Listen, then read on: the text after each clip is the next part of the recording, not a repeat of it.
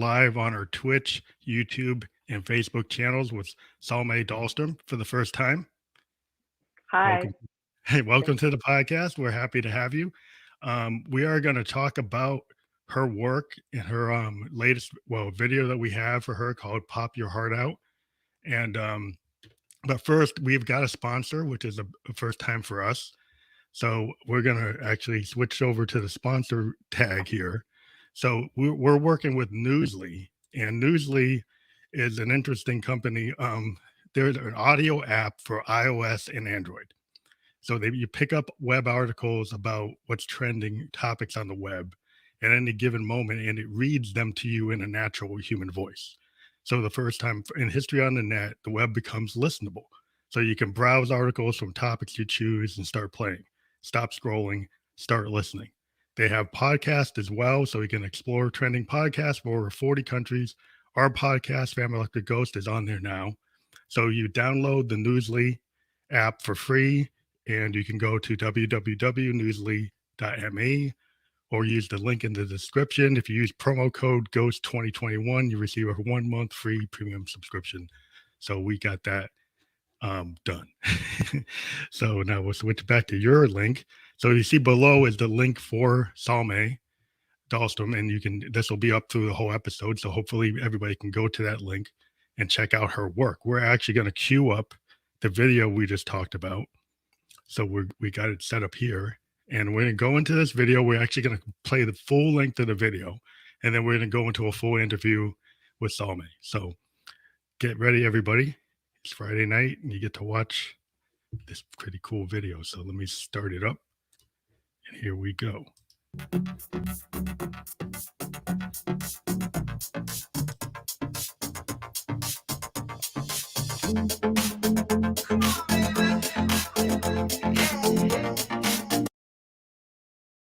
And he was in a studio session with Lil Uzi Vert, and he said, send over some Lil Uzi Vert type beats, type samples. I immediately hopped on FL.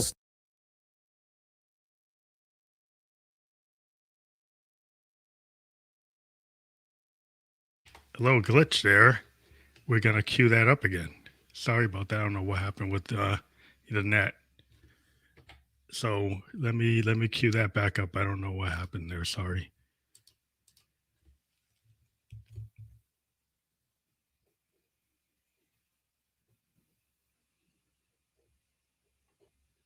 Well, maybe we'll go into the interview and we'll get to that later because I don't want to mess things up. So let me get you back on.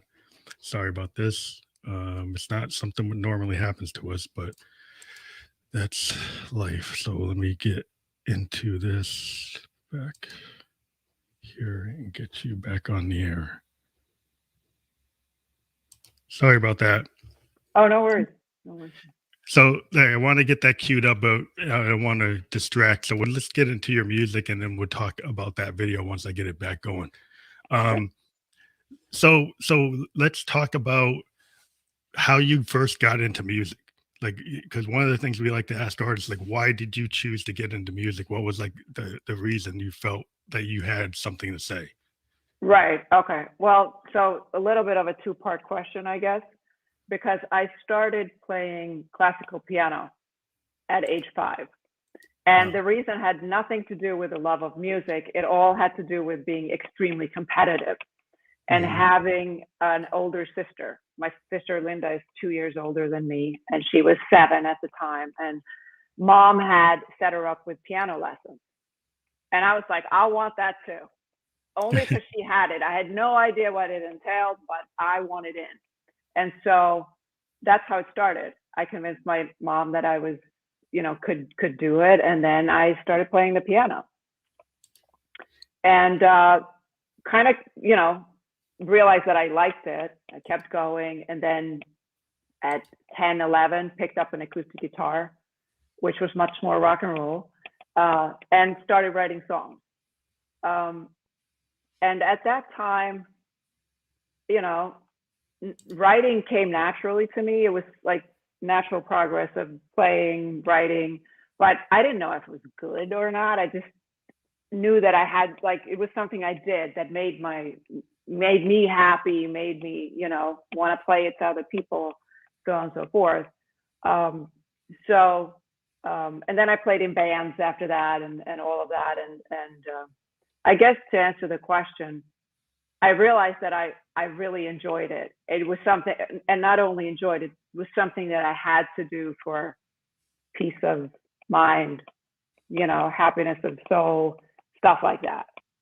Yeah, it seems like when I talk to a lot of artists, it's like the work is like so bubbling up inside them that they have to have an outlet, like whether they're a musician or an actor or Yeah. it just painter, that there's some kind of thing like the Victorian poets called it like the muse, right? Or you Right. Yes. pick up this like energy and somehow artists can channel it. And Yes. that's why I felt like most musicians will say like I don't necessarily do it because I'm trying to be like Madonna or I'm trying to be Hendrix or I'm trying to be Robert Plant. I'm doing it because there's something inside me that I want to bring out Yeah. and I want to do. Yeah. And when you're a teenager, really, it's like it's all fun and games, right? You're doing it for fun. At least Yeah. I did. There was no thinking, oh, could this be a job? I mean, I didn't even know what a job was. I was in school, right? But Yeah. part of it was that the reaction you got from your friends, right? When you picked up the guitar, suddenly you were the center of attention of the party, right? And there were enough people. If there were enough people who liked what you did, you got the confirmation that, oh, maybe this is something I should keep doing. It feels good, and I'm able to do things other people are not. So later on, it becomes, at least for me, became a little bit more of the Madonna thing. Like, can I pull this off? Can I make it a job? Can I do this on a bigger scale? Right. Yeah. I think that's the big thing in music is like, can you take your idea and how much of your idea can you retain as a singer-songwriter, right? Yeah. And still be you, but like grow. I think everybody that get in a band, the first thing you find out is like what works and what doesn't work, right? Yes. And who works and who doesn't work. Who's actually writing the lion's share of Yeah. everything and who's showing up and Yeah. who's putting the effort in. And and then realizing like, okay, like you don't have a producer, then you get a producer and then you're like, wow. Yeah. It's like Right. like the difference between like, okay, I'm in a garage band, I'm playing in a bar, and now I'm actually in a studio, and there's a recording engineer telling me, no, you need to use the metronome. You need Right. to use the click track. Please sing in key. Yeah, Stuff sing like the that. key. Yeah. What key are No, you in? Do you know? Yeah. I mean, the first times you're in the studio, just hearing yourself back is a huge experience. Sometimes not a pleasant one for everybody involved, right? But Yeah. you learn from it. And the reason I started producing myself was actually, I did like what everybody else did. I was always the one who wrote the songs, who had the concept, who was the lead singer, the force in the bands I was in. But I didn't produce at the time, right? So we needed a producer.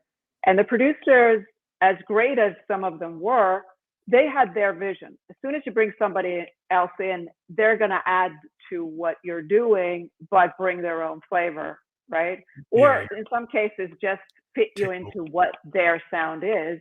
Yeah. And that didn't work for me. And I don't want to take away any credit from those guys who produced. They were great. But You have a vision. I had a vision in my head, and that's why I started producing, because I was like, nah, it needs to be this vision. Yeah. Well, and it was a lot, Yeah, I think if you think about the great producers, you got like Brian Eno and Todd Rundgren and all these great, is they have a vision, right? And either you agree with that or you don't. There's famous stories about how the band didn't really like how Todd Rundgren was working with them. Yeah. Right. But because he has a vision of how he does things, and he's really good within that whole genre. Yeah. It's like the band is the band. Yeah. And they can kind of produce themselves. Oh, absolutely. I mean, it depends, right? I mean, I really admire Madonna. Look at how many different songwriters, producers, everything and she works, and she's able to make top-notch magic with all of them. Yeah. I mean, I envy that a lot, because I'm not able to do that. I have my vision. I had to learn to produce. I mean, it's different roads you take, but I admire somebody who's able to be such a chameleon and just fit in and still be her, Yeah, yeah. I in think that environment, not just be like, oh, I'm working with this guy and I'm going to sound like that. No, it's Madonna working with that guy. And yeah, that is very special. I think that's really cool because you think about like Madonna, Lady Gaga, David Bowie. Like David Bowie was the like original chameleon. He could be Yeah. like he Oh, could yeah. be a thin white duke. He could be lad insane. He could be, he's gonna Yeah. be, Spiders from Mars. Ziggy, and Yeah. he would work Amazing. with different people, and he'd just become. I mean, he one day Yeah. he's singing with Luther Vandross, right? Mhm. And then he's doing like Yeah. glam rock, or he's Yeah. doing he could kind of cameo into anything. He's working with like German producers with Brian Eno doing all this Yeah. really futuristic new wave before new wave. Yeah. And it was still Bowie, right? Yeah, That's yeah, he's able that's to a retain talent. the Bowie edge, but Yeah. change. And I Yeah. think that is really core, when you start getting really into it. But I think, yeah, a lot of times singer-songwriters today within the indie alternative world, or self-production, I think it is like your vision. And I think that Yeah. if you're dedicated to trying to get it to be what it needs to be to get out there, Yeah. I always appreciated the sound of independent musicians. Like, I loved REM. I loved college radio. I was like a DJ. I was Okay. one. I Nice. was, I'm a 54, so like, I was Yeah. in the heart of like the new age era, new wave era. I was in college like spinning REM and Husker Du and the Oh, nice. Replacements and Camper Van Yeah. Beethoven. Like everybody that was like, oh, that I like all this stuff that nobody's playing. Right. And I've kind Yeah. of still gravitated to that kind of vision. Like the people I interview are Yeah. people like yourself, that where I want to find people who are not totally in the mainstream and are doing really interesting work. And I think that needs Interesting. to shine the light on that. And I appreciate that. Because I think I mean, it's boring to hear the same top 10 producers doing the same thing to everything. And not that it's Yeah. not danceable or not, Yeah. the hip thing to listen to, but I probably listen to the bottom 500, bottom 200 of the chart because I think that's where cool stuff is going on. I mean, I agree with you. I love the super pop top 10 stuff, but there's definitely more variety and new discoveries to be made in other areas, right, Yeah. of the music industry. Yeah, that's why I think it's just important to try to shine the light. So you realized you had a talent, you got into production, you were writing your own songs in the band. So like who are your influences and reference points if we were going to point out like other musicians? And some people don't really like to get into this, but like how far do you Right. want to go with who your influences, reference points are? So this is probably may come as a surprise to some people who, to my fans, but so my biggest references and influences are 80s hair metal and the big beat movement. Wow.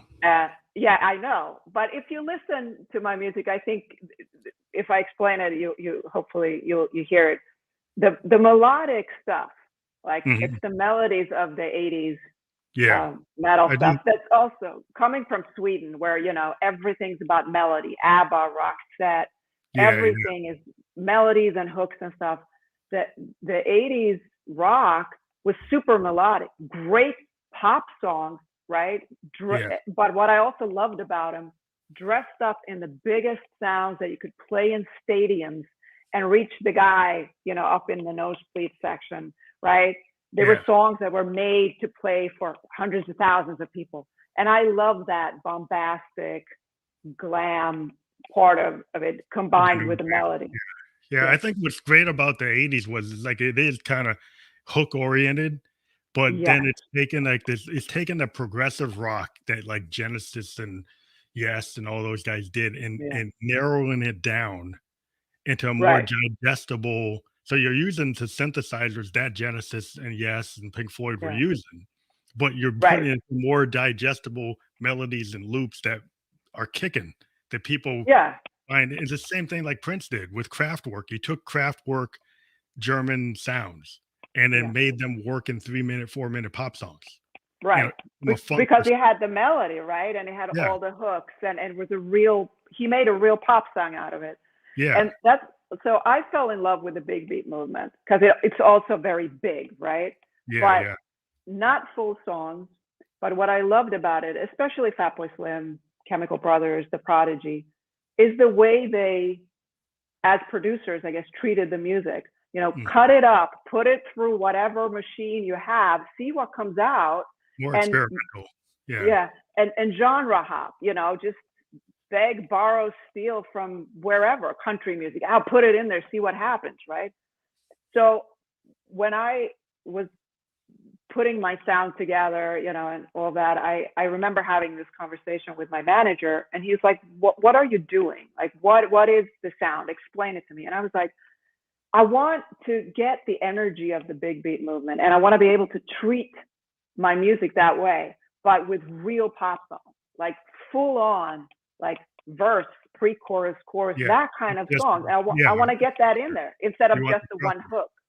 Yeah, that's the Right. problem with some music today is so built on the grid, right? If you're Yeah. on a DAW, it's so tied to the grid that they Yeah. forget about the mechanics or like the art of a songcraft, right? If Yeah. you think about like Motown like songs from like the Temptations and the Four Tops, it's like there's a structure. You think about the Yeah. Beatles, there's a structure. You even get Yeah. the Pink Floyd, there's a structure, right? And Yeah. then you get to the age of the DAW and people start to just stick to, not I think what they do is they lose the idea. Well, where's the break? Where's the change Yeah. in the tempo? If you go back and look at a Carpenter song, it would Yeah. change tempo. It would Oh yeah. change. Yeah, I mean, it Yeah. was using progressive elements. Like Yeah. Yes will go and do something in one time signature and then switch and change to a different key. Really Right. good pop music, like the Beatles type pop music or Todd Rundgren, it does that. Yeah.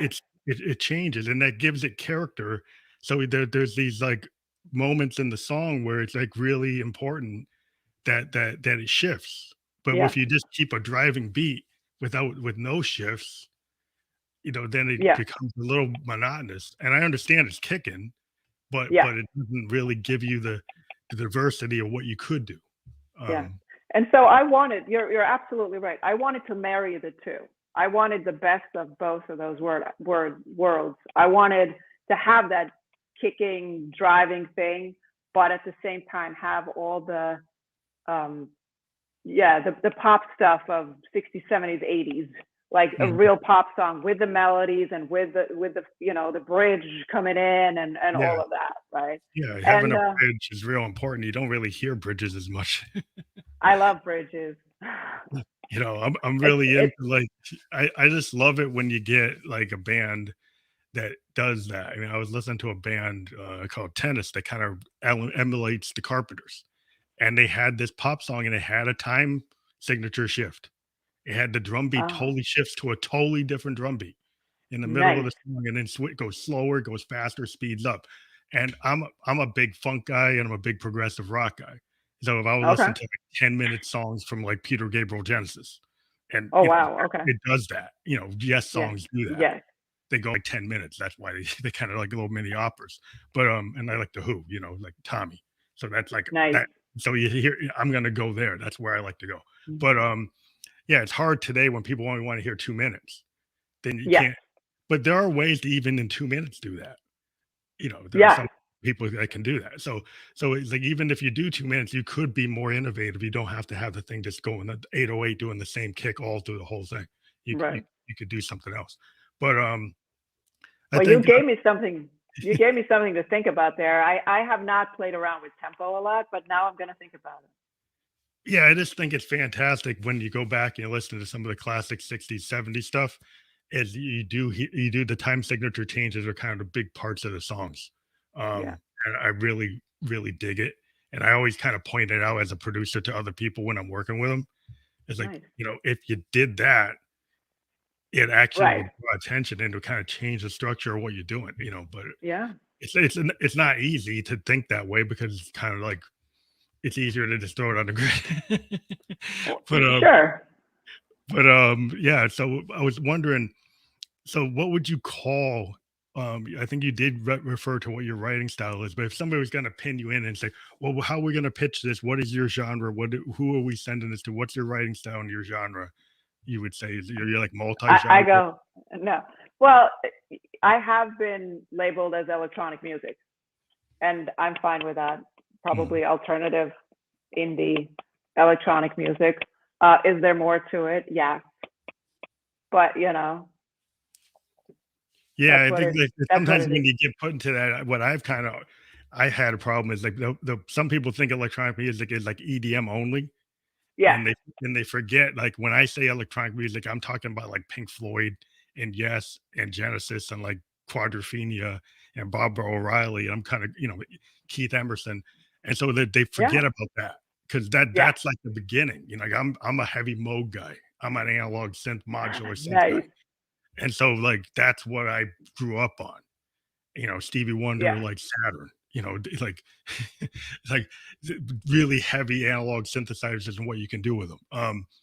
And Yeah. it's like just doing a CDJ. Not that that's bad. You can do really cool things on an MPC and a CDJ, but like, Yeah. yeah, if you're on a Moog or a Prophet 5 or a Jupiter 8, there's really Nice. you can do. Yeah. Yeah. you know, And I mean, I understand that people, and especially record labels, need have a need to put you in a box, right? The record label, so that they can promote you. They yeah, have their system, and for people, for listeners to say, okay, and I understand what this is. So I totally understand where the need to do it, but of course, I would prefer if they just listen to it, but that's what it is. So what do you think is one thing I like to kind of get into is today seems to be like a playlist world. Yeah. And I'm kind of an album oriented person. So I'm wondering from your style. I know the way we have to work is we end up having to put out a lot of singles and get them playlisted and then maybe an EP and then push an album. But it seems like the single was kind of king like in the 50s. Um, Right. what is that what your thought is? Or do you still think of things in terms of like albums, or do you work as individual songs and then put them out there and see where they can go? Mostly, I think in albums. I like to think in the concept of a cluster of songs that belong together. There's a certain story or several themes going on. Like you're presenting a bigger package than just one Yeah, song. story. It's like an album's like a story to me. Like, what I love about, music in albums, because 'cause I'm a Yeah. child of the '70s, and I used to just listen to vinyl because that's all there was. And now Or everybody does that again. yeah, and it was like or an 8-track. And, Oh, okay. yeah, my father Never had a did that. vinyl and an 8-track, Sweet. and, I listened to songs on the Key of Life on 8-track, Oh, yeah, the whole idea was with an album, what I liked about it on vinyl was, I'm listening to like a James Brown record and I listen yeah. to the whole thing. Yeah. I don't really take the time to go up to it and skip around. Um, Yeah. and I think that in back in the day when you listen to it like a Pink Floyd The Wall or Wish You Were Here, Right. and you just sat in the basement with your friends doing whatever, and and it's like you it was an experience just to listen to the whole side, you know. Yeah, I and think they that had put the songs in a certain order for yeah, you to get the yeah, story, right? And yeah, at that time deciding when do we need the break for the B-side, and right? mm, I, all of that. I used to listen to music like that. I had, headphones, and I would sit with the album cover and read the lyrics and yeah, all of that, the whole right? experience. Like, I think Yeah. when things become digital and virtual and you don't have you don't have the lyric sheet, you don't have the Mm. liner notes, you don't have the art. Yeah. Like, it was so amazing in the '70s. I'm a child of the '70s, and when you picked up, like, a Led Zeppelin album and it's got the little windows in it or it's got the little spinning wheel, there's, like it was like a gimmick or whatever, but it was really Yeah. cool as a kid. You pick up a record and it was an Oh experience. yeah. It was like you weren't just listening to it, you were touching it, you were Yeah. reading it, you were feeling it, and then it really connected you to the artist. I think you Yeah. like if you're a fan of like Yes or these bands, you're like, oh, I'm totally into Zepp and I'm totally into Aerosmith. Yeah, you were totally like you weren't just like one song I like from Aerosmith. Like I like the whole thing. Right. I'm gonna go see the Yeah. concert. I'm gonna watch the whole thing, and it just seems like that's kind of getting lost today a little bit. That it's not that way, I but think I agree with you. It has gotten lost. I think the silver lining here is as an independent artist, I have more freedom, right? To do that. To kind of do whatever I want to do. I'm Mhm. also my own producer, so hey. Uh, so that gives me the freedom to say, I like the concept of an album of songs belonging together, telling a story, deciding, what order they should, what's the flow of it, right? Mhm. And that there seems to be, who knows? We'll see if that ever comes back to mainstream. That's a question. We'll see Yeah, what and it's happens. weird. It seems like hip hop artists are able to do concepts, right? There's a Yes, lot of hip hop albums where a lot of the fans have listened to the beginning to the end. If you bring up like a guy like sure, Tyler the Creator or Brockhampton or a lot of the right, hip hop bands, they have albums that are meant to be heard from beginning to end. right, They're full concepts, and it seems like in hip hop, way back in the day, it was like The Who or Styx or Pink Floyd would do that, but it seems like yeah, in rock, that's been lost, and like pop music, that's not what happened. Like Madonna could get everybody to listen to the whole album, right? right, Duran could get everybody to listen to the whole album. Rio, you're gonna listen to the whole thing. Um, yeah, it's just harder to do that today. I mean, there's some artists that are able to produce 3, 4 singles, and they can get you to do that. Um, yeah. that really kick, and then you'll get the whole record, but it seems more rare. Yeah, I mean, I guess that change came around the Britney Spears thing when it was all about 3 minutes. Like, if you can get your first single, if your first single is a hit, we'll put all the money into you. That's all that matters, right? And then you're Mhm. going to sell whatever comes from that.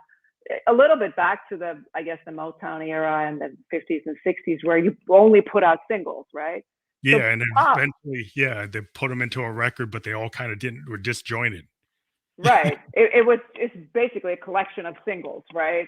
At Yeah, that point. And I guess pop has kind of stayed there. Rock is a whole other can of yeah. worms that would take hours to discuss where that went.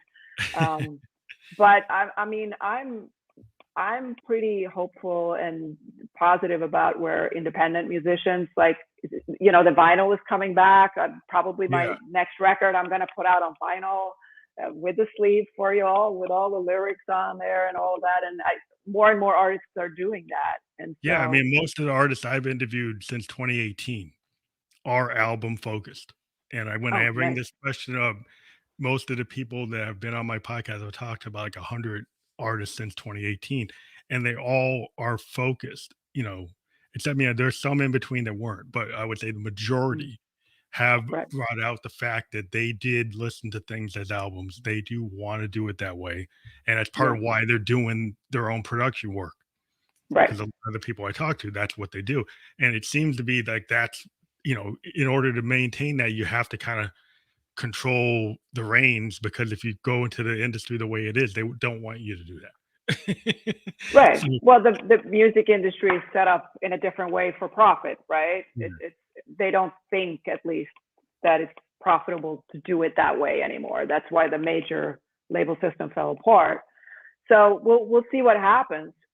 I guess we'll just Well, I keep think it's making just music. encouraging. Yeah, I just want Yeah. like to hear that people are going that way, Yeah. and more bands. I think even because of what's going on in the world today, that I think people are taking a little more time and being a little more considerate about what they're writing about, right? Yeah. And so they're telling stories, and if you tell a story, it's not going to fit in one 3-minute song, right? It will tend to fit in a collection of songs, Right. uh, which is like the standard songwriter toolbook. Is like you Yeah. want to create a tapestry, right?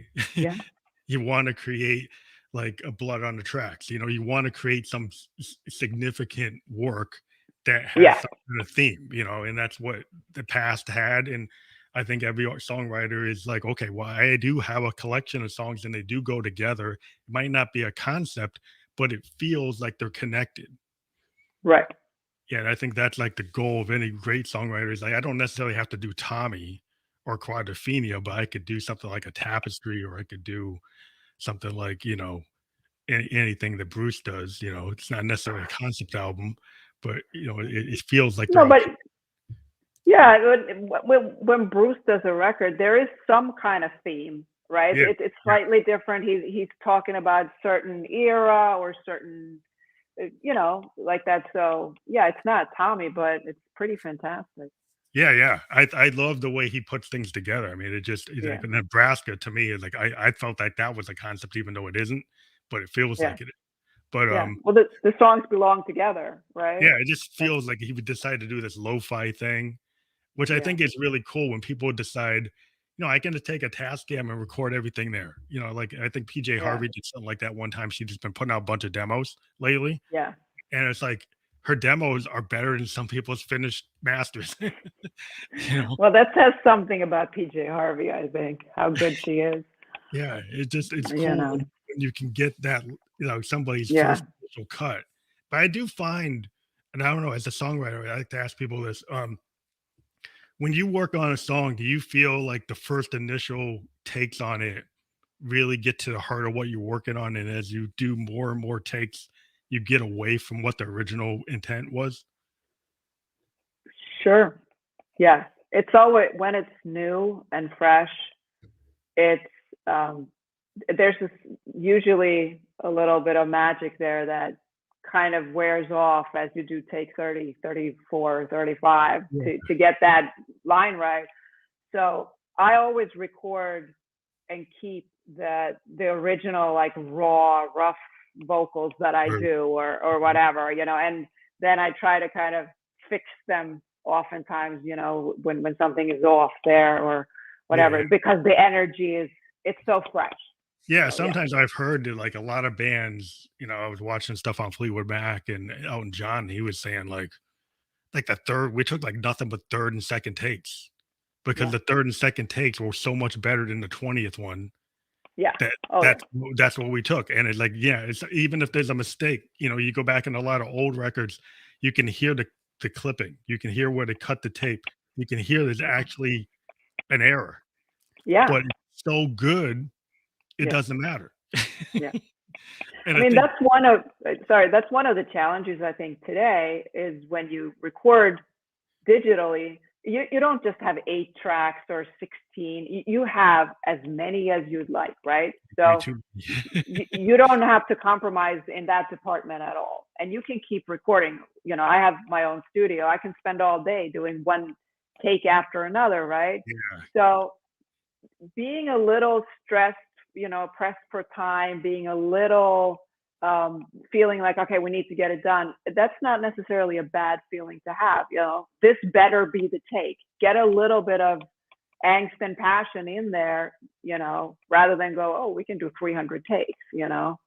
yeah, I think there's something about, like, I like live recording style just 'cause a lot of the bands I was into, like Hendrix and stuff and Clapton, Mhm. Allman Brothers, it was all kind of this, like, live tracking, and they do tons and tons of versions, but Yeah, it's like really it's the initial takes that always ended up being the ones. You go yeah, back, you read the history of like Electric Ladyland, and Hendrix had mm, tons of solos, and it's like the first 3 or 4 are the better ones than the last 20. yeah, Just it just and they're all good. It's just that it seems like sometimes you just have to be willing to have like what I call the happy accidents. And yeah, if you think, also the thing of like, if you try to track Keith Richards into a DAW on the BPM, it's not going to work. Right. yeah, So I no, always tell people like, no, but isn't that cool? Like yeah, maybe you should not try to track it that tight and try to be more like what Keith is doing, right? Or yeah, more like what Keith Moon did. Because if you try to track Keith Moon, he didn't keep the beat. He soloed through the whole record, right? yeah, So he's not like a traditional drummer. And I've always been like a Mitch Mitchell or Keith Moon. The idea that they're not perfect, that they're kind yeah, of have accidents, that there are timing issues, but yeah, it actually brings character to the mix. That sometimes having those timing issues, you got to like let it go and say, well, yeah, that's not like Ringo. no, It's not like Charlie Watts, but but it actually is cool. yeah.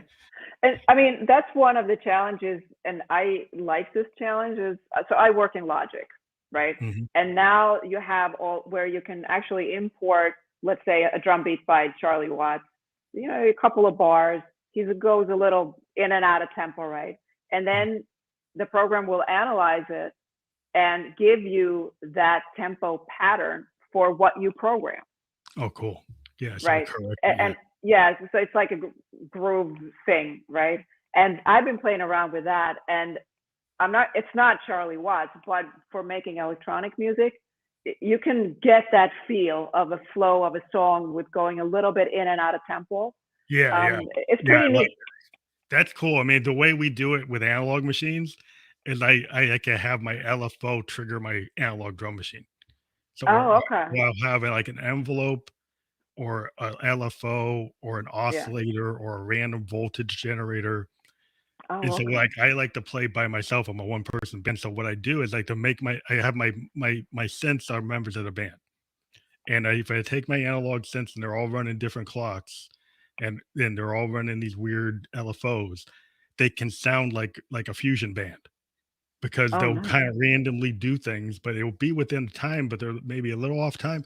And it gives Yeah. you like a Sun Ra, like if you're like into Davis or Coltrane, it gives you that kind of random feel, but it still has a beat, but it kind of feels Right. more human. And that's Wow, that's that's neat. that's how I try to humanize it because analog machines can actually give you that kind of human feel. Yeah. They're not as digital and they can kind of Right. go off. And that's what I kind of live in that world. That's very neat. That's awesome. It's a different way of thinking. And it's like some people who, if I tried to collaborate with, they're like, that doesn't work on the grid. It's like, well, it's never going to work on the grid. Right. It's not designed to It's work not on supposed to, right? Yeah. most of it. Yeah. So if you're working with the ghosts, like, yeah, it's not going to work. Nope. Sorry. But yeah, but I've been trying to get into stuff. I just got into an like high force. So I'm trying to do like, okay, fine, I'll try it, but I Yeah. still wouldn't do it in a DAW. I'm doing it on a force. Oh, okay. Well, listen, it's whatever works for you. Yeah, I I find, just like hardware. That's my yeah. problem. I mean, I work in Logic, and you kind of, you're always, as a producer, and I'm sure you do this too, you kind of read up on the latest gear, and I'm like, oh, do I need this? Like, Yeah, do I yeah. have to have all of that? And I read this interview with William Orbit when he produced Madonna's Ray of Light. The guy worked on a Cubase and an Akai sampler, and he Yeah. would record stuff like her vocals, but then cut them up, put them in the Akai sampler. So the entire record It's like came out of the left and right of the Akai on a Cubase that's interesting because like machine. some hip hop guys use like Roland samplers like that. Like a Yeah, lot of early hip hop is using like an SPC Roland that does like the yeah, same these yeah, Akais do. And yeah. it allows you to kind of loose flow, and I like that because it kind of is like to me, because I'm a guy who used to use a Tascam 8 tracker, and Oh, then nice. I would just manually play Moogs and Rolands into it, Yeah, and it yeah, maybe use like a chord sequencer, but yeah, still, I would a lot of stuff was just manually played track by yeah, track into it, and right. using samplers, then you get tighter because you can Yeah, quantize and you can unquantize to get things in a certain feel. yeah. Yeah, it's all technical, but I do have your song, which I wanted to have people hear you. Sure. So I'm gonna try to get that going again. So let me see, so we can actually show people what you sound like. Ah! So I got it up again. So make sure YouTube doesn't crash on me like it did last time, and let's try this again. So this is Pop Your Heart Out. We're gonna play the whole thing this time.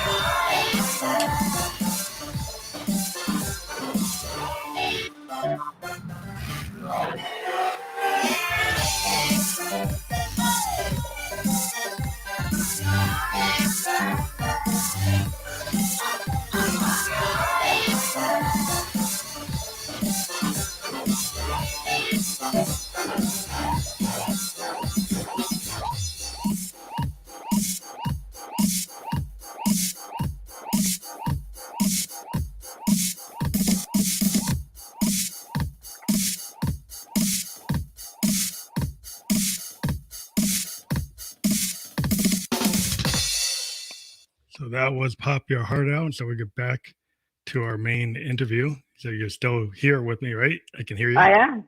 Yeah, I did it right. You did. Thank you. Yeah, what I like about that song is that it does break up, and Yes. you do have the dancer. So maybe you can talk about how you produced the video and who the dancer is, and the whole story about how you put that together. Oh, now you put me on the spot because I do not remember the name of the dancer. But I've done a couple of videos with this music director named Bryce Pravat, and a New York. Well, he's in New York now. And what happens when you make a music video is, you know, all the people who are involved, we get together and we drink way too much, and then we start spitballing ideas. And somebody came up with this really bright idea that there's this guy walking around New York City with his own disco ball, just hanging it up wherever and having his own dance party. Well, And yeah, I wish I could take credit for that brilliant idea, but I didn't come up with it. Anyway, so that was one of the drunken sessions that produced that idea. And to offset it, I wanted to have a live band feel. So you had like a live band, like 80s kind of video with like a real band playing. Yeah. Had that kind of new wave kind of element of like having like New Order or Joy Division, you know, you'd see them actually in the video playing. Yeah. That was like the whole thing in the 80s was like a lot of the new wave bands, you'd see them like Echo and the Bunny Man, all these guys, you would see them playing in the videos. Yeah. And they'd have maybe concepts too, but you'd also would see it cut into the band actually, like the Cure is actually playing, you know, Depeche Mode playing. Right. You know, and I come from that background. I am a live artist. I've so you want to show that. Done that. So you know, it was a natural thing to show it. And then this is actually a remix. So you have these two guys called the Specker Frex, whom I know, it's a wonderful name. I love it. I had found a couple of their songs on somewhere on the internet, and they were really into the glitch stuff, but doing it beautifully. I love their stuff. So I reached out to them, and they were gracious enough to. So this is a remix of the original, and so they're in the video too. They're the two guys, you know. Yeah, well, I like that really kind of glitchy, kind of techno driving, like a Prodigy kind of thing. It's got a little 9-inch nail. It's got the grit, because that's the cool thing. And like electronic music, you can be very melodic. You can be kind of, you know, happy chords. Or you can kind of come at it like Trent Reznor or Prodigy and actually slam like a punk rocker, right? Like get a little heavy metal, a little death metal in it, and just kind of have that kind of razor edge thing, which I like to kind of put that in, because, you know, part of electronic music is that you can, you know, simulate guitar type sounds or try to be heavier and not just do Beatle pretty chords or really nice, you know, classical type chords. And it's nice to do that, but I think it's cool to actually be a little more aggressive. Oh, absolutely. I mean, going back to what the two music genres that I put together for my music, right? You want the pop rock song, the melodic stuff, but you want it to be hard hitting and big. And so, like a ham and cheese sandwich, baby. Yeah, it's always cool to have that heaviness. You know, 'cause I'm a big fan of Zep and, you know, the groove bands. Oh yeah. You know, AC/DC, and like, it's like there's always a place to kind of put that heaviness in. You know, and that's like, you know, it's kind of what kind of I like genre bending, because like you can pull something in from funk, you can pull some jazz type of composition or some classical structure. You know, and a lot of times heavy metal is that. You know, you see some of the heavy metal, there's a lot of classical type structures coming in terms of like the way the guitar players are soloing. It's like a lot to do with that. but then there's like the heaviness of it is always kind of blues based. So you have a Yep. little bit of blues heaviness and then some really, virtuoso classical type of scale mixing. But yeah, it's just always cool to see where you can take, 808s, 909s, 727, all kinds of weird drum machines, Lin drums or whatever, and bring them in Yeah. and then kind of control everything and then make it get out of control. I think that like the moments where Right. things get a Yeah. little out of control is where the kind of punk nature of thing. I love punk aesthetic. And I Yeah. think what I liked about Joy Division when they hit the scene was it's like one of the first new wave bands, unless you say I would say that Brian Eno was really one of the first new waves with Bowie, but Yeah. technically Joy Division is one of the first new wave bands like in '79. And if you listen to Disorder, it's real guitar, but there's like this weird discordant synth in the back that's Right. doing all this weird stuff. And it's not like anything else. And that's kind of like it's that weirdness and it's off key, it's a little discordant. That's what kind of made them Joy Division compared to what New Order became, which was more Right. melodic. Yeah. Uh, but I think that Joy Division, like a lot of bands, ended up trying to create that with Depeche Mode, and people take that kind of noise or that kind of punk aesthetic and try to put that in wherever you can to kind of fit it. Oh, It's absolutely. always cool. Yeah. I mean, going further, the Prodigy definitely has that punk thing going for them, mixed with who knows what, but it works. Love it. Yeah, it's like a death metal punk, like it's like Rage Against the Machine kind of energy. Yeah. But it's got this heavy metal, death metal, getting into like Metallica, you get into, Deep Purple. Sure. There's a lot of bands that had that kind of edge and the heaviness, and you kind of bring it in there. But then you get a band like The Clash, like to me, it's like one of the best punk bands ever. And just Yeah. because they just went everywhere. I mean, they did hip hop stuff, they did African rhythms, they did all kinds of cool stuff. They did, but they had the first bands were like pure core hardcore punk, you Yeah. know, and there's always a place for that because look what happened with Kurt Cobain. Yeah. He kind of brought back, he did like an original Clash type of record. Like He one of the did. first, like, yeah, when he first did, like, Nevermind sounds like, something what the Clash would have done. Yeah. And it brought it back because like punk was like dead and then it came back as grunge. But yeah, I think we need another era of that kind of hard stuff because Oh, we sure do. I always I'm looking for the next like Nirvana. Or it might come from a Or different direction, but it's something like the Clash or Nirvana or the Sex Pistols or Ramones. it'll come. Yeah, because I think people want to get out. Like if a lot of people finally get out because of Yeah. COVID, and you might see some bands break out that really have something to say and they can say it in a way that like makes people want to see them. I think so. I think, it seems like music comes and goes in waves, right? Yeah, The next wave is a reaction to the one that was, right? yeah, So if you have a huge pop wave, you're going to have something more aggressive, dark on the yeah. next one. And then you're going to have a reaction to that. And it's great. Just surf it and listen. Well, I think that's so I wonder have you worked with other people? Do you do like features? Do you like work with other producers or you primarily worked on your sound? Because I know a lot of people today, it's like all kind of feature based.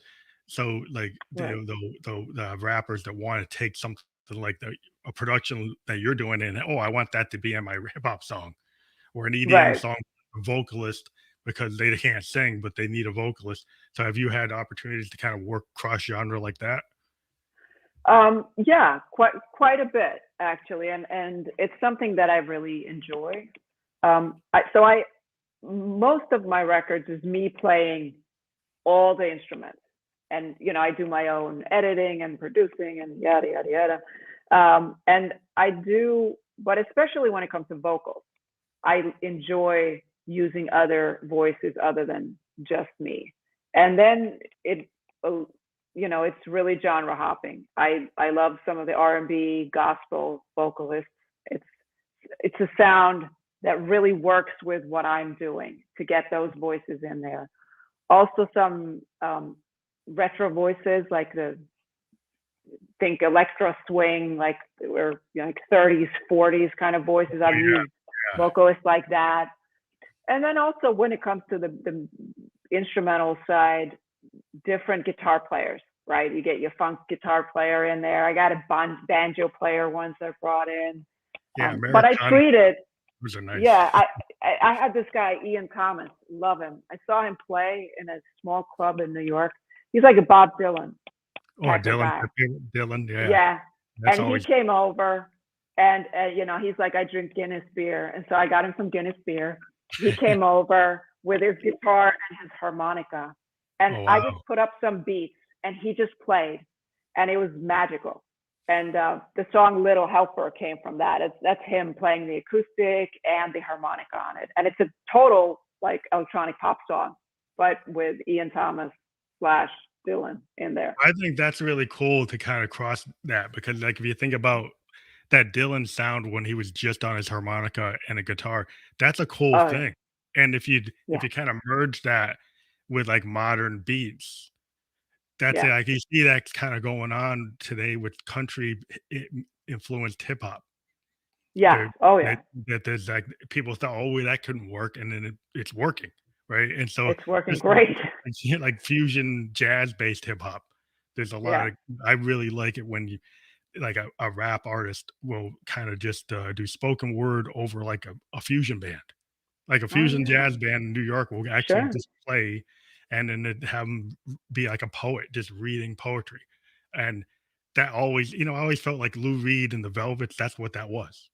Because Yes. Lou Reed is a poet and he's Yes. basically doing spoken word over this kind of early punkish band, Mhm. doing kind of simplistic punk, but he's got the complexity of his storytelling being done Yes. in a Dylan-esque way, and I was like, "Well, that's always cool." And I always tell people, like, if they can't sing and they're trying to sing, it's like, do spoken word, like, write a poem and then tell a story that means something to you and speak it out like Lou True. Reed or like the way Nico did, and Right. that can actually have a really good impact and it can sound good. You don't have to try to stretch your voice beyond what you can actually do.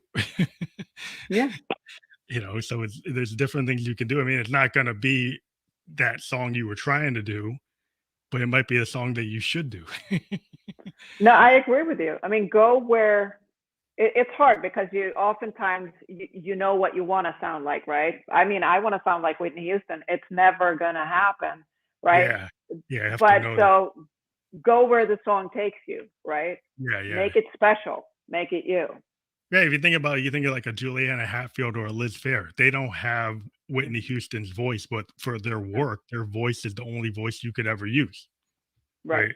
So you Exactly. don't have to have perfect pitch. I mean, a lot of artists in that kind of genre is like, they don't have to have that, but it's what they say and how they say it. It's like Dylan. Yeah. Like Dylan, some people say, well, technically his voice is whatever, but he has so many different voices, from Nashville Yeah. Skyline to like Blood on the Tracks, and the stuff he did with the band. Like when Yeah. he first started, he sounded like Arlo Guthrie. He sounded like Woody Guthrie. Then he Yes. changed to Would this other voice, and then the Nashville Skyline doesn't sound like anything else. And so no. he actually is a really He's good happy. singer, but you have to like, well, he's not going to be Tony Bennett, and he's not Frank No, but Sinatra. it's what he does. It Yeah, works for what he within does, Bob his Dylan, material. right? Yeah, it Yeah. works for his material. So I think that's where you got to get to some people. It's like, well, I can't reach those Robert Plant notes. Yeah. Well, that Don't. do what you can do. Yeah. You know? It Yeah. always like when I was early in the '70s, everybody was trying to be like Robert Plant. Everybody's trying to Yeah. be Roger Daltrey.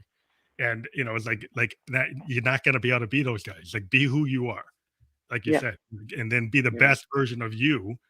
And then that's kind of where I think bands like the Ramones and the Replacements and stuff, they were willing to realize, okay, I'm comfortable with who I am, and then Yeah. I'm sing within that, and then they really have something to say.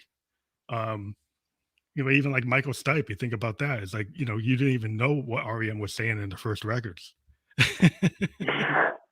Really? I didn't know that. Well, if you listen to the first IRS REM records, it's like Yeah. mumble rock. You Oh, don't really know what right. Stipe is saying, but he Yeah. sings these harmonies that are really interesting. But Yeah. you're like, what is he really saying? You kind of imagined what he was saying. You didn't Yeah. really know. mean, later when he got on Warner Brothers, they cleaned it up so you can actually hear what he said. Yeah. But a lot of people said, "Well, I like the IRS stuff because it's like I kind of imagined what he was saying and I didn't know what he was saying." but but um but you never know because people who your audience sometimes thinks you said something that you Yeah. didn't. Because people interpret the song the way they want to interpret it. Mhm. But That's I don't know. that's Have you ever part. had like a fan like tell you what they thought the lyrics were for your song and then they got it kind of wrong? Um, well, yeah, there's a line in Come On Y'all that's they said, "Well, what's the throw up line?" They said. I'm like, "What are you talking about?" I mean, they're like, "I really love the throw up line." I'm like, "What?" They go, "Well, the throw up like a pond," and I'm like, I think the line is blow up like a bomb, but they said it was like throw up like a pond, and I'm like, who does that? Well, that's weird. That's it kind of tells you like how people interpret. Like I had a philosophy Yeah. teacher that would say like people kind of imagine what they want, right? Yes. So they hear something and they kind of control it based on where their head's at. And Yeah. so like that's kind of music is very individual to the fan because Yeah. they hear something and they kind of imagine their own mind picture. And the Yeah. artist could have one picture that they did. And I think it's kind of cool, when you don't have a video, sometimes because people just kind of interpret your song however it's going to be. Yeah. Because it is kind of like the fans kind of own your music once they got it, and they think it is what it is. Yeah. But I think that's the True. whole good thing about music is like people just take they hear what they how they see it, and it's like a sound painting. I was always True. into the idea that music is like sound paintings, and that you can color it in any kind of way you want, and that's kind of like the art of what you do in the studio compared to what Yeah. you do when because like, you think of it like when you're in the studio, do you feel like you have more tools like a painter, like a sound painter, than when you do something live? You're limited to being able to do it in a certain way. But Oh, when of you're in the course. studio, you can do all these things like George Martin Beatle tape loops and running things backwards and doing like the wall of sound or whatever. You have a lot of choices. And maybe it's the studio version is really supposed to be like that kind of sound painting interpretation of your work, and Right. then the live version is like, well, this is the actual real version, life version. Right. No, of course. I mean, the studio to me is my playground. That's the laboratory, right? You go in and you create and you have all these like crazy machines and you try different things until the magic hopefully happens, right? Live to me is trying to recreate that not too far from the original, right? Since I make electronic music, if I went out and I played with a band, it would sound like pop or rock music, right? So I need a way to try and incorporate the beats or the sounds and the filters and stuff without making it too complicated. These Mhm. days, there's enough technology to help you do that. You run a track, right? Yeah, There's yeah, you can run stuff like different stuff and get some guy who really knows what they're doing to mix that in with it. But that's kind of the job for me live, is to try and recreate it not too far from what it was when we recorded it, but with that live energy feel, so it like doesn't maybe the feel like I'm guitars playing might the record, right? yeah, like the guitars and the drums might be a little louder than what it was Exactly. in the studio because you can Yeah. take advantage of those dynamics Yeah. that if you do have the live players, then that kind of you can take advantage of that. Yeah. But I do, yeah. I mean, I what I do, I mean, with a lot of my stuff is I use a lot of sequencers, and now, like I said, I got an Akai, and so I can run all my stuff like it's Ableton Live, like running tracks.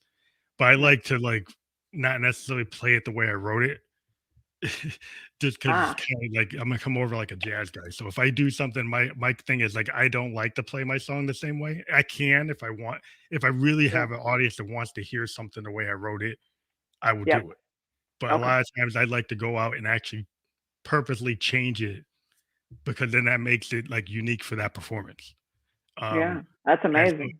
it's just a different way of thinking it. And that's kind of like the reason I'm into music is because that's where I'm coming from. Like there's so many different versions of Hendrix doing stuff Yeah. because that's what he would do. or if Yeah. you go listen to Jim Morrison and Doors, it's like they go out and they do the end like 10 different ways Yeah. because that's the way they want to do it. Or the Grateful Dead, they would kind of do it, or the Allman Brothers, like they go do something, but it's like not exactly the way they originally did it. They kind of go off. And I'm kind Right. of in that kind of tradition is what I like. But I do understand like today you can actually do your song the way you wrote it. You can, and the problem when you play live, if you are using a sequencer, right, or you're running a track, it's like you can't go off script. It has to. You can Yeah, play there's stuff a nothing little limiting. differently, but it's still, if the ending is 8 bars, the ending is 8 bars, right? You've got to stick with it. So you got to. The challenge is to find ways to make it as live feeling as possible, to get that live feel, but with the push of having the electronic sounds in there, right? And Yeah, I it think can be it's done. It's just, yeah, I guess it's a balance because sometimes some people go a little too far and it's yeah, exactly like the record. yeah, And then if you go see a band, it's like, is it like, did they just hit the tape button and they're playing it just like it was on the record? yeah, Because I think a lot of band, I mean, I like, I don't know, my childhood in the 70s. So I love seeing Pearl Jam because every night you could go see Pearl Jam 2 nights in a row yeah, and Eddie will actually do the song differently. He'll pull out right, different lyrics. The band will play it different sections. They'll change it around. But you see, it's in yeah, some modern rock bands, they'll play it exactly like the radio, and I'm like, yeah. okay, I'm not gonna go see you 2 days in a row then. You're right. But like, I'm a huge fan of Garbage, the band, and they use a lot of sequencers, and they run stuff on tracks in the background and all that, but they kick ass. And I could see them, 2 days in a row. They would probably play the same set, but the energy, it's so live. And Yeah, so Shirley they found a Manson, way to it's so make it amazing. dynamic. Yeah, it's just, and their sound is great. It's huge because they're able to use all these electronic, Yeah, I think what's things cool in the with the background. yeah, I think what's cool with the electronics is, like, there's a lot of stuff today that's, like, grid-based. Like, I just got this Yeah, grid-based one, and so you can change the order where the clips launch. So yeah, you could have all your clips, but you could be like you could kinda DJ it, and the idea yeah, is I don't have to have clip 4 run with clip 5. I can take 4 and do it with 16 and then take 32 and we can right. move them around. And so in Yeah, that way, if I did it that way and they're all in the same time or a little bit close time, I can actually still do a kind of like fusion based performance, yeah, even though I have all my stuff there and I could just run it through the way it's supposed to be, yeah, or I could actually mix it up. And if you then that gives you some ability to have some, control where all your parts are coming out, but they're actually coming out differently. right. And then also, like, if what you what you sing and play live, if you bring the heart and soul, that is what gives you the live feel combined with the electronic, right? So if you're able to Yeah, as a bring it, that, vocalist, yeah, you have yeah, to read the room, like, so you yeah, can take your emotions. That's why I think what's great about being a vocalist, because that you are the instrument, right? yeah, So you could read the room or you read your heart, right? And I yeah, think a lot of it, like with a great vocalist, is you know the music could be the same, but how you deliver those vocals is really yeah, like your heart and soul, and you could do it because like you're feeling pain or you're feeling this or feeling that, and you that's how the performance differentiates itself, right? right, absolutely.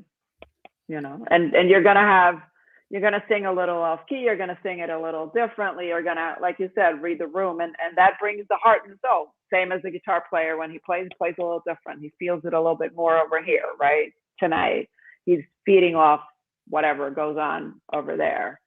And so I think electronic music has come a long way. And like I said, there's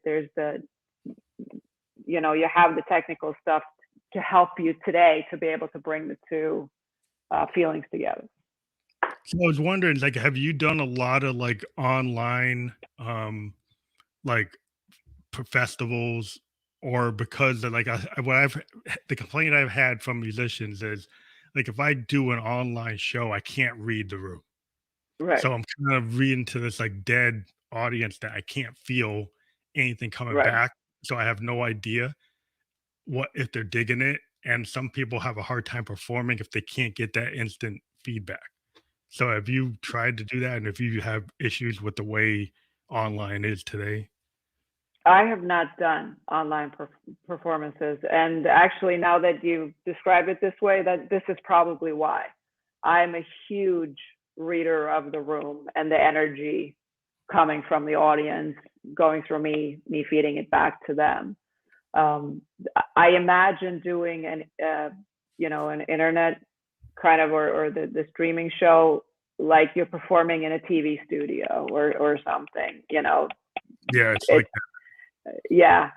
So I prefer the real yeah. thing for Can sure. we started to one thing before we leave? We have been pushing. What's one thing is like in January, I mean July, we actually took a bunch of the guests, like 22 of our podcast guests that we had on the show, and we did 30-minute bedroom producer sets. So Oh we wow. set this as a Peg Bedroom Producer Festival. We did it from like July 16th through the 18th. We had 22 bands that we interviewed, do kind of intimate, kind of unplugged. And some of them actually did what you said. I had one band in Australia, the Safety Word. They actually went to a soundstage and did a performance on Interesting. a soundstage with lights and their full equipment. Oh And wow. so they were kind of into it, but they didn't have an audience other than like the people with the cameras in the room. Right. The engineers and stuff, I guess, so they were giving them a little feedback, but Right. most of the people were doing like unplugged or doing it in their home studio. And we're actually going to do it again in February from 11th to the 13th. So we always have an open invitation to anybody who's been on the program. If you're into that, uh, you kind of have to read it the way it is. It's a chance to do like an intimate unplugged type of performance that maybe you wouldn't do live because it's kind of pared down. But yeah, Yeah. we're all giving people like the opportunity. If you want to participate, we are starting to book that out for Oh, February thank 11th, you. I'm 13th. I'm it sounds really fun. So let me think about if I can like do it the right way and bring it, and that could be fun. Yeah, we just like so it's cool. Like if you want to, we can try it, and you can talk to me offline about how we set it up. Sure. Yeah, so it's we can send you a link of like to what it looked like before. But yeah, I think we're rounding up today. We can only run like about an hour, a little about 8 minutes over. But that's the way it goes with this show. Is like sometimes like you don't know if you're going to be able to do the full hour, and then you go over an hour. See, we could do another hour and just keep chatting. Well, I think it's just really cool to talk to other musicians. I mean, that's why I did Yeah. set this Thank up you. because I think with the pandemic, eventually we wanted to be able to do this like in New York and Right. actually have people come to a studio Yeah. and be in the studio. But right now we got to do it like this, which it's working because we get to talk to people all over the world. But yeah, we just appreciate that you're on the show. We want everybody to, again to check the link tree that's been streaming below here and check out all your work. Everybody should like check that out. Go to your YouTube channel, subscribe to it. Download, click, like. If when you're with a musician, following a musician, you need to treat it like a YouTuber. Say you like it, subscribe, tell other people about it, playlist it on Spotify, playlist it on Apple Podcasts. I'm a big promoter. Like if you like a musician, do everything you can as a fan to show that you like them. Please love me.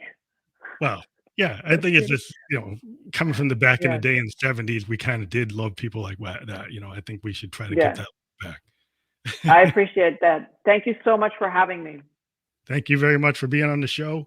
We will send you the other information as it starts to show up at other places. And yeah, we're looking forward to it. We always have people come back on. So the next project if you have an album release, let us know and we will push that. I'd be happy to. Thank you so much. Okay. Thank you very much. Take care. Bye-bye.